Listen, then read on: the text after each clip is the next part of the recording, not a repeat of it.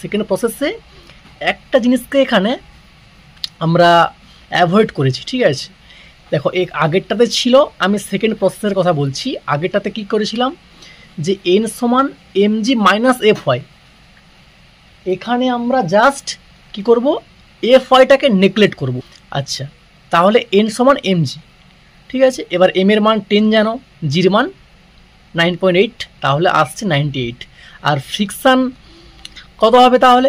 ফ্রিকশানের formula কি? Mu into N, Muir মান হচ্ছে 0.2 আর তোমার এনের মান হচ্ছে এই যে বের করলাম 98 ইন্টু করে আসছে 19.6 নিউটন, এটা হচ্ছে ফ্রিকশানের মান। তাহলে নেট বলের প্রসেস আমি আগেও বলেছি যে তুমি ফোর্স থেকে ফ্রিকশানটা বাদ দিয়ে দাও, তাহলে ফোর্স কত আছে এক্স বরাবর 40, সেখান থেকে ফ্রিকশান বাদ দাও 19.6 ইকুয়ালস টু আসছে 20.4 নিউটন। তাহলে এটা ছিল নেট বল। এবার আমি নেট কাজ বের করবো কী করে? নেট বল ইন্টু ডিস্টেন্স মানে দূরত্ব, তাহলে W net equals to F এর মান কত, এফ নেট 20.4 ইন্টু আর ডিস্টেন্স কত 8 মিটার, ইন্টু করো তুমি পাচ্ছ 6163.2 জুল, ঠিক আছে।